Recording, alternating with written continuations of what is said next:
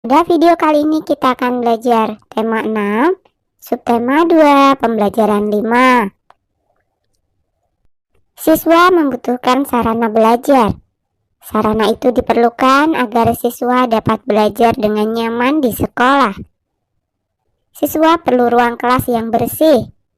Siswa perlu halaman untuk bermain dan berolahraga. Sekolah juga harus menyediakan energi listrik untuk keperluan belajar. Listrik untuk penerangan. Listrik untuk menyediakan air. Juga listrik untuk menghidupkan peralatan yang diperlukan selama belajar. Setiap bulan sekolah harus membayar penggunaan energi listrik. Sebagai warga sekolah, siswa wajib ikut melakukan penghematan listrik. Matikan lampu kelas jika tidak diperlukan. Matikan keran air setelah digunakan. Sebagai warga sekolah yang baik, siswa wajib menunjukkan kepedulian atas penggunaan energi di sekolah. Banyak hal yang dapat dilakukan dalam memenuhi kewajiban melakukan penghematan energi. Perilaku hemat merupakan perilaku yang disukai Tuhan. Tuhan menyukai orang-orang yang berbuat hemat. Tuhan menyukai orang-orang yang tidak melakukan pemborosan. Jadi apa sajakah yang dibutuhkan agar kalian dapat belajar dengan nyaman? Berikan 3 contoh. Nah, agar belajar dengan nyaman, siswa memerlukan ruang yang rapi, bersih, kemudian ruangan yang jauh dari keramaian, dan ruangan yang memiliki penerangan dan sirkulasi yang cukup. Apa yang perlu disediakan sekolah agar siswanya dapat belajar dengan nyaman? Berikan 3 contoh. Agar belajar dengan nyaman, sekolah perlu menyediakan ruang kelas yang bersih, halaman untuk bermain dan berolahraga, dan energi listrik untuk keperluan belajar. Apa kewajiban siswa terhadap sarana yang disediakan sekolah? Kewajiban siswa terhadap sarana sekolah adalah menjaga dan merawatnya dengan baik. Untuk apa sajakah energi listrik digunakan di sekolah? Berikan 3 contoh. Untuk menyalakan lampu, menghidupkan bel sekolah, dan menghidupkan komputer bagi para guru yang bekerja dengan komputer. Tuliskan 3 peristiwa perubahan energi yang terjadi sehari-hari. Nah, contoh perubahan energinya antara lain, saat menyetrika terjadi perubahan energi listrik menjadi energi panas. Saat menyalakan kipas terjadi perubahan energi listrik menjadi energi gerak. Dan saat menyalakan televisi terjadi perubahan energi listrik menjadi energi cahaya dan bunyi. Sebagai warga sekolah yang baik, kalian memiliki kewajiban untuk menggunakan energi dengan baik. Berikut ini contoh perilaku yang menunjukkan kewajiban menggunakan energi dengan baik. Beri tanda centang pada gambar yang sesuai, dan beri tanda silang pada gambar yang tidak sesuai. Nah, yang pertama ada gambar Edo sedang menghambur-hamburkan air, dan Udin mematikan keran air setelah menggunakannya. Mana yang dicentang dan mana yang disilang? Iya, gambar Edo kita silang dan gambar Udin kita centang. Kemudian yang kedua, ada gambar 2 orang anak yang sedang membersihkan jendela dan gambar kelas kosong dengan kipas angin yang masih menyala. Manakah yang dicentang dan mana yang disilang? Iya, gambar yang pertama kita centang dan gambar yang kedua kita silang. Karena menyalakan kipas angin dalam keadaan kelas kosong adalah pemborosan energi. Kemudian gambar yang ketiga, terlihat anak sedang mencoret-coret papan tulis.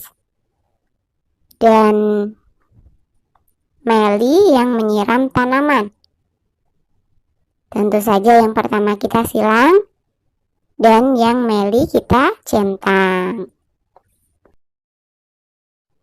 Tuliskan 3 contoh kewajiban menggunakan energi di rumah. 1. Menggunakan energi dengan bijak atau sesuai kebutuhan. 2.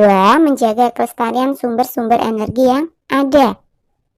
3. Memanfaatkan teknologi dan peralatan yang hemat energi. Kalian harus melaksanakan kewajiban dengan penuh tanggung jawab. Penghematan energi merupakan tanggung jawab kalian. Menghemat energi sangat penting bagi kehidupan. Sikap ini merupakan rasa syukur kepada Tuhan. Setiap hari kita menggunakan energi. Tanpa energi, manusia tidak dapat melakukan aktivitas. Semakin lama aktivitas dilakukan, maka semakin besar energi yang digunakan. Hitunglah lama waktu pada kegiatan berikut. Tentukan satuan waktu yang sesuai.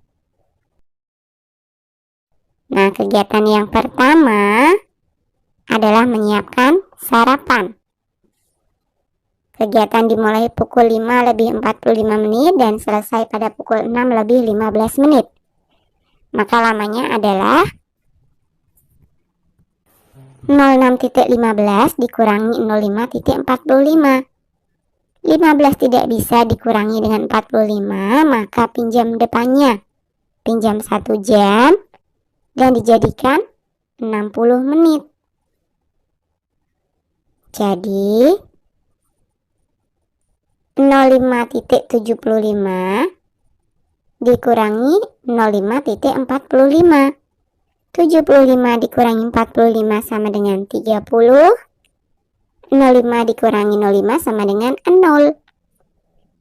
Jadi lamanya adalah 30 menit. Kegiatan yang kedua adalah perjalanan ke sekolah. Kegiatan dimulai pukul 6 lebih 20 menit dan selesai pukul 6 lebih 45 menit. Lamanya adalah 06.45 dikurangi 06.20. 45 dikurangi 20 sama dengan 25. 06 dikurangi 06 sama dengan 0. Jadi lamanya adalah 25 menit. Kemudian kursus bahasa Inggris. Mulai pukul 15 lebih 30 menit dan selesai pukul 17 tepat. Lamanya adalah 17.00 dikurangi 15.30. 00 tidak bisa dikurangi 30, jadi pinjam 1 jam atau 60 menit.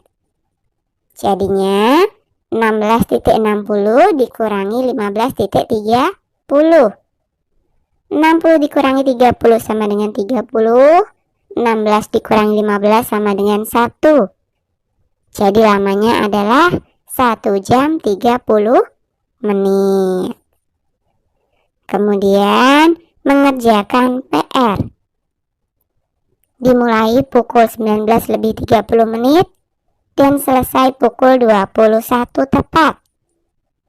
Lamanya adalah 21.00 dikurangi 19.30. 00 dikurangi 30 tidak bisa, jadi pinjam 1 jam atau 60 menit. Jadinya 20.60 dikurangi 19.30. 60 dikurangi 30 sama dengan 30. 20 dikurangi 19 sama dengan 1. Jadi lamanya adalah 1 jam 30 menit. Kemudian kegiatan yang terakhir adalah istirahat malam. Dimulai pukul 21 lebih 30 menit dan selesai pukul 5 tepat. Lamanya adalah, yang kita lakukan pertama kali adalah mengurangkan 24.00 dengan 21.30. 00 dikurangi 30 tidak bisa, jadi pinjam depannya, pinjam 1 jam atau 60 menit. 23.60 dikurangi 21.30. 60 dikurangi 30 sama dengan 30. 23 dikurangi 21 sama dengan 2. Jadi dari pukul 21 lebih 30 menit sampai pukul 24.00 lamanya adalah 2 jam 30 menit. Kemudian kita tambahkan 5 jam. Jadi lamanya adalah 7 jam 30 menit. Pada tabel ada 5 kegiatan. Kegiatan manakah yang paling lama? Iya, istirahat malam. Kegiatan mana yang paling singkat? Perjalanan ke sekolah.